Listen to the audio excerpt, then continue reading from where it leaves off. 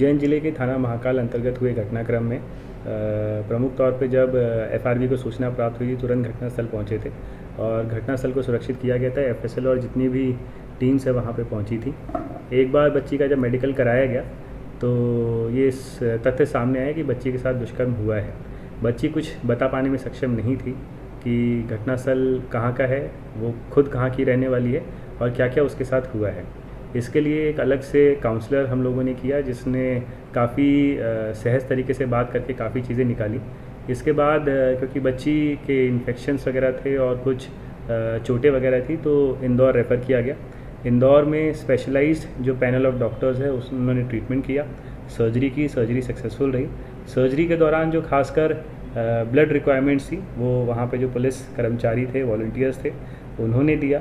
अभी तक की जो इन्वेस्टिगेशन निकल के आई है प्राइमरीली यही है कि वो सतना में उसकी एक दिन पहले की गुमशुदगी थी। उसके बाद वो 25 तारीख को यहाँ पे दिखी हैं। दिखने के बाद एक ऑटो में बैठते हुए जाना पाया गया था।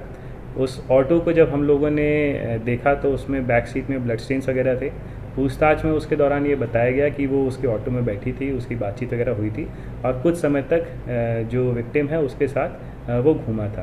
पर हमने 100% इसमें रिलाई ना करते हुए बाकी के भी जो टेक्निकल साक्ष्य थे 2-2.5 घंटा या 4 घंटा जो वो सतना से आने का उज्जैन में जो रही वहाँ पे वो किस किस से मिली, क्या क्या उसकी बातचीत हुई, सबको हम लोगों ने बैक ट्रैक किया और अब तक लगभग 5 लोगों से पूछताछ जारी है और सभी इसमें जो साक्ष्य हैं या जो परिस्थितिजन्य साक्ष्य हैं उन सबको एकत्रित करके ही हम निष्कर्ष तक पहुंच पाएंगे। कितने लोगों को सर अभी राउंड अप किया?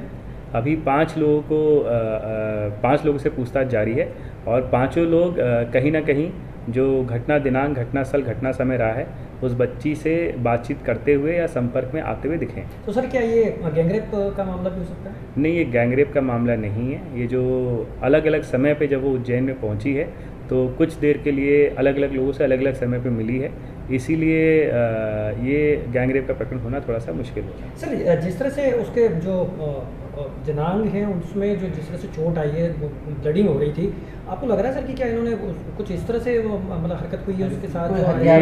ये मेडिकल जो ओपिनियन है उसमें सिर्फ इंजरीज़ की बात की गई है, उन्होंने किसी एक्सटर्नल ऑब्जेक्ट की बात नहीं की है और क्योंकि थोड़ा सा इसमें स्पेशलाइज केयर चाहिए था इसीलिए इंदौर रेफ़र किया गया, पैनल ऑफ डॉक्टर्स के द्वारा किया गया।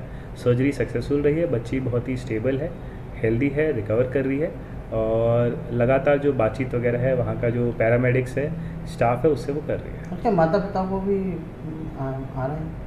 जी, परिवार से संपर्क का समन्वय स्थापित किया गया है और जल्द ही उनकी बातचीत एक दूसरे से कराई जाएगी।